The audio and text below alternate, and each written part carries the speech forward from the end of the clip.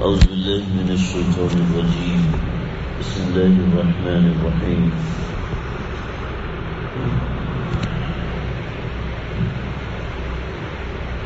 أولم ير الذين كفروا أن السماوات والأرض كانتا رتقا ففتقناهما وجعلنا من الماء كل شيء حي أفلا يؤمنون. سورہ انبیاء کی آیت نمبر 30 سے لے کے آیت نمبر 30 سے لے کے 33 تک کا مضمون. اللہ ان آیات کا ترجمہ اور مفہوم میں ذکر کر چکا ہوں. قرآن نے وہ انکشافات جو کہ سائنسی انکشافات ہیں، جو آج سائنس اپنی ترقی کے بعد چیزیں دریافت کر رہی ہے، زمین پہ تحقیق کر کے جو چیزیں نکال رہی ہے، وہ بالکل وہ چیزیں نکل رہی ہیں جو قرآن نے آج سے کئی سو برس پہلے بیان کر دی تھی. مورس بقائی نے اپنی تحقیقات کے اوپر ایک کتاب بھی لکھی ہے، جو کہ اسلام کی قرآن کی چند ایک تحقیقات پڑھ کے مسلمان ہو گیا تھا کہ قرآن مجید نے جو باتیں لکھی ہیں آج کی سائنس 1400 سال کے بعد ان باتوں کی تصدیق کر رہی ہے. تو کوئی ایک بات بھی نہیں ایسی نکلی کہ جس کی سائنس نے تحقیق کی ہو اور قرآن کی ان باتوں کی تکذیب کی ہو، یعنی جھٹلایا ہو کہ قرآن نے یہ غلط لکھا ہے. سائنس کی تحقیق کے مطابق کئی باتیں غلط تھیں، لیکن پھر تحقیق ہوئی تو پتہ چلا کہ یہی باتیں درست ہیں، یہی باتیں صحیح ہیں جو قرآن نے ذکر کی. آج سے چند برس پہلے سائنس کی ایک نئی تحقیق، جس کو ہمارے کئی اکابرین نے اپنی کتابوں میں بھی نقل کیا، تو سائنس کی ایک تحقیق یہ نکلی کہ زمین اور آسمان پہلے دونوں ایک تھے، اور پھر اس کے درمیان ایک دھماکہ ہوا اور دھماکے سے کچھ چیزیں تبدیل ہوئیں اور زمین کا وجود تبدیل ہوا، تو آسمان اور زمین یہ دونوں الگ ہوئے. تو آسمان کے اوپر سورج بھی ہے اور چاند بھی ہے، یہ دونوں بھی اس سے الگ ہوئے. اور اس کے بعد زمین کھول رہی تھی، انگارے کی طرح دہک رہی تھی. انگارہ تو کیا ہے؟ تانبے کی طرح دہک رہی تھی زمین. تو پھر اس کے اوپر بارش ہوئی، اور بارش نے ایک عرصے تک زمین کو سیراب ایسے کیا کہ پہلے زمین ٹھنڈی ہوتی گئی اور اس کے بعد کئی جگہوں پر زمین نے ایسے اپنے مادوں کو جمع کیا جیسے انسان کے جسم کے اندر بعض دفعہ موقع قسم کی چیز ہوتی، موقع ہوتا ہے. ہماری زبان میں تو اس کو موقع کہتے ہیں، اور دوسری زبانوں میں کیا کہتے ہیں مجھے علم نہیں ہے. تو ڈاکٹر حضرات کہتے ہیں کہ اس کو کٹوائے نہیں، اس لیے کہ اس نے جسم کے جراثیم اور جسم کی ان چیزوں کو اپنے اندر جما کے رکھا ہوا ہے. اگر اس کو کٹوائیں گے تو اس کی جڑ اندر رہے گی، وہ جڑ جسم میں کھلنا شروع ہو جائے گی، جس سے آپ کو خون کا کینسر ہو سکتا ہے. تو اسی طریقے سے زمین کے مادے جمع کرتے کرتے جیسے ہمارے جسم پہ پھوڑا نکلتا ہے، ایسے ہی اللہ نے زمین کے اوپر مادوں کو جمع کرنے کے بعد اللہ تعالیٰ نے پہاڑ اگائے، اور پہاڑ اس طریقے سے لگائے کہ وہ زمین کو مضبوط کر رہے تھے، کہ زمین کی کمزوریوں کو ایک جگہ یکجا کر کے زمین کو مضبوط کیے ہوئے تھے. اور کئی جگہ کیسے معاملات کیے. یہ سائنس کی تحقیق ہے. اور اس کے بعد آپ دیکھیں کہ قرآن نے سائنس سے کئی سو برس پہلے یہ بتایا تھا. اولم یر الذین کفروا، کیا یہ کافر لوگ دیکھتے نہیں ہیں، ان السماوات والارض کانتا رتقا، کہ یہ زمین اور آسمان دونوں جامد تھے، ملے ہوئے تھے. ففتقناہما، پھر ہم نے ان دونوں کو پھاڑ کر الگ کر دیا. فتق کہتے ہیں جو ایمبریو زمین کو پھاڑ کر باہر نکلتا ہے، یعنی بیج سے جو ایمبریو نکلتا ہے تو وہ زمین کو پھاڑ کے باہر نکلتا ہے. تو یہ اس کو فتق کہتے ہیں. زمین پھٹتی ہے اور اس میں سے ایک بالی اور خوشہ نکلتا ہے، جس کو سائنسی زبان میں ایمبریو کہتے ہیں. تو ففتقناہما، تو ہم نے ان دونوں کو پھاڑ کے الگ کر دیا، یعنی آسمان الگ ہو گیا، زمین الگ ہو گئی، اور چاند اور سورج یہ زمین آسمان کے ضمن میں زمین سے الگ ہوئے. اور پھر جب زمین کھول رہی تھی وَجَعَلْنَا مِنَ الْمَاءِ كُلَّ شَيْءٍ حَيٍّ، پھر پانی کے ذریعے سے ہم نے اس کی ہر چیز کو زندہ کیا. اس کے اور مطلب بھی ہیں لیکن میں اسی پہ اکتفا فی الحال کروں. افلا یؤمنون، یہ پھر بھی کیوں ایمان نہیں لے کر آتے ہیں؟ یعنی اتنی واضح بات اللہ نے قرآن میں فرمائی، اور آج کئی 100 برس کی تحقیق کے بعد یہ بات سامنے آ رہی ہے کہ زمین آسمان آپس میں ملے ہوئے تھے، چاند بھی اس کا ایک حصہ تھا، پھر ان میں آپس میں دھماکہ ہوا. مفسرین یہاں فرماتے ہیں فتقناہما کے 2 مطلب ہیں. پہلے یہ تھا کہ زمین بھی جامد تھی، یعنی اس میں مسام نہیں تھے، اور آسمان بھی جامد تھا اور اس میں مسام نہیں تھے.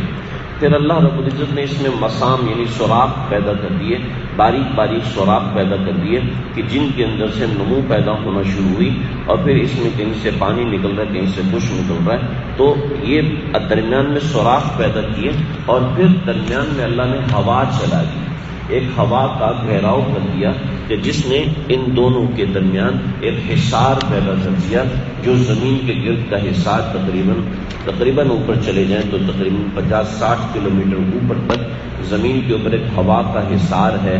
اسی کے اندر جہاز اڑتے ہیں، اسی کے اندر سارے معاملات ہوتے ہیں. اس سے اوپر جو چیزیں جاتی ہیں وہ خلائی شٹل وغیرہ جاتے ہیں، جہاز اس سے اوپر نہیں جا سکتے. تو یہ غلاف ہوا کا چڑھا دیا، اس غلاف کے ذریعے سے اللہ نے آسمان کو، سورج کو، ستاروں کو الگ کر دیا. تو ایک تحقیق تو یہ کہ مسامات پیدا کی اور ہوا چلائی. دوسری تحقیق یہ ہے، حضرت عبداللہ بن عمر رضی اللہ عنہ سے کسی نے پوچھا کہ اس آیت کا کیا مطلب ہے کہ ان السماوات والارض كانتا رتقا ففتقناهما. فرمایا کہ مجھے تو پتہ نہیں ہے، لیکن رئیس المفسرین حضرت عبداللہ بن عباس، ان کے پاس جائیے، ان سے پوچھئے وہ کیا کہتے ہیں.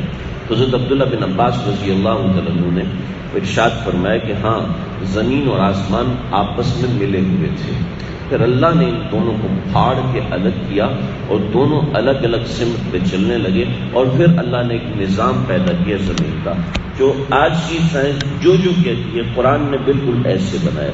وجعلنا فی الارض رواسیا، آج ہم نے زمین کے اندر پہاڑ بنائے، ان تمید بہم، جو اس کو مضبوط رکھتے ہیں. وجعلنا فیہا فجاجا سبلا، پھر ہم نے اس میں کھلے کھلے راستے بنائے. لعلہم یہتدون، تاکہ اس میں سفر کر سکیں، تاکہ اس میں چل سکیں. ہر علاقے کا سفر نہیں ہو سکتا. آپ دیکھتے ہیں کہ کئی علاقوں کے سفر انتہائی دشوار گزار ہوتے ہیں.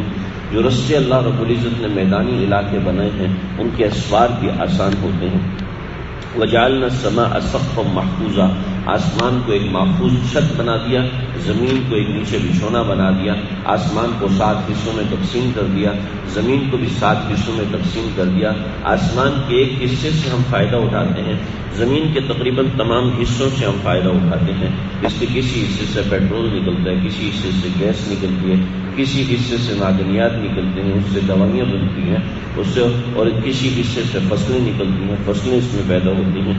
تو وہم عن آیاتنا معرضون، اور یہ ہماری آیات سے اعراض کرتے ہیں. وہو الذی خلق اللیل والنہار، پھر فرمایا کہ اس زمین کی اصل رات ہے. وآیۃ لکم اللیل نسلخ منہ النہار، سورہ یاسین میں کہ اللہ رب العزت نے فرمایا اس کی اصل جو ہے وہ رات ہے.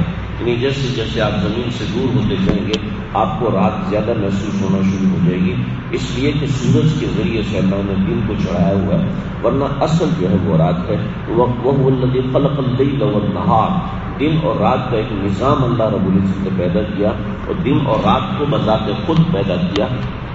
والشمس والقمر، اور سورج اور چاند کو پیدا کیا. کل فی فلک یسبحون، اور ہر ایک اپنے مدار کے اندر گھوم رہا ہے. چنانچہ ہر ایک کو ایک مدار دیا ہے، اس مدار میں گھومتا ہے. کبھی ایسا نہیں ہوتا سورج اپنے مدار سے ہٹ کے نکل آئے، کبھی ایسا نہیں ہوتا کہ چاند اپنے مدار سے ہٹ کے نکل آئے. کبھی آپ نے نہیں دیکھا کہ چاند اس طرف سے نکل آیا یا اس طرف سے نکل آیا، اس طرف غروب ہو رہا ہے. ہمیشہ مشرق سے نکلتا ہے، مغرب کی طرف غروب ہوتا ہے. اس کا جو مدار اللہ نے فٹ کیا ہوا ہے اس مدار سے وہ آگے نہیں نکلتا. کبھی آپ نے نہیں دیکھا ہوگا کہ مارچ کے مہینے کے اندر بڑی شدید سردی آ گئی ہے. جن علاقوں میں مارچ کے مہینے میں سردی ہوتی ہے وہاں کبھی آپ نے نہیں دیکھا ہوگا کہ مارچ کے مہینے میں وہاں گرمی آ گئی ہے. ایک نظام ہے دسمبر جنوری کے اندر گرمی ہوتی ہے، ایک نظام ہے کہ جولائی اگست میں بارشیں ہوتی ہیں اور کثرت سے ہوتی ہیں، اور اسی نظام کو ساری دنیا میں اللہ رب العزت نے لگایا ہوا ہے کہ ہر علاقے میں ایک نظام بنایا ہے۔ کئی علاقے ایسے رکھے ہیں کہ جن کے اندر روزانہ بارش ہوتی ہے، کئی علاقے ایسے رکھے ہیں کہ جن کی ٹیمپریچر ویریبلٹی بہت زیادہ ہے، یعنی اتنی بہت زیادہ، جسے دنیا میں سڈنی ایک ملک ایسا ہے کہ جس کی ٹیمپریچر ویریبلٹی اتنی زیادہ ہے کہ آپ صبح کے وقت نکلیں گے تو آپ کو کوٹ پہننا پڑے گا، آپ کو اوپر یعنی بہت گرم لباس پہننا پڑے گا، اور دوپہر کو آپ کو گرم لباس پہننا پڑے گا، اور رات کو جب آپ آئیں گے تو آپ کو اے سی کے بغیر آپ رہ نہیں سکیں گے، یعنی اتنی شدت کی گرمی ہو جائے گی۔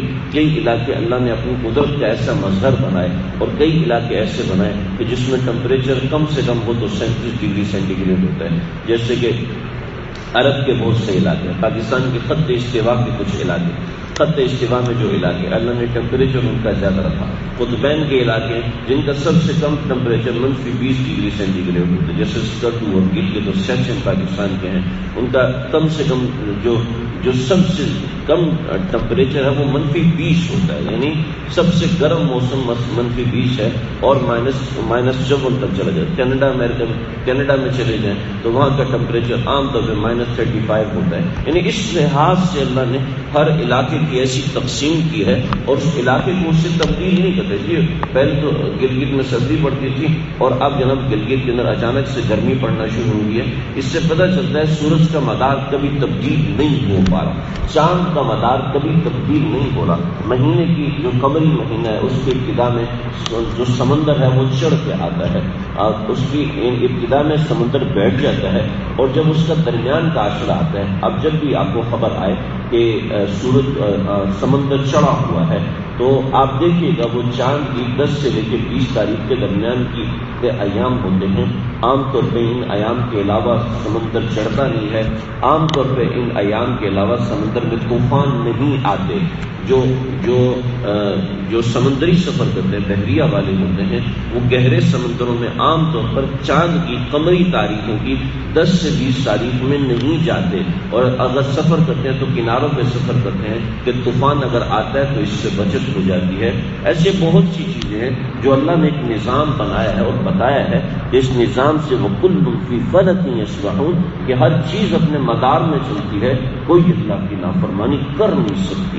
تو اس نوعیت کی چیزیں اللہ رب العزت نے بنائی ہیں، تو اس کا کچھ اظہار اللہ ان آیات میں فرما رہے ہیں۔ اگر کوئی تفصیل دیکھنا چاہتا ہے تو قرآن اور سائنسی انکشافات کے نام سے چند کتابیں اکابر علماء نے انگریزی میں بھی اردو میں لکھی ہیں، ان کو پڑھا جا سکتا ہے۔ اللہ سمجھنے اور عمل کرنے میں توفیق عطا فرمائے۔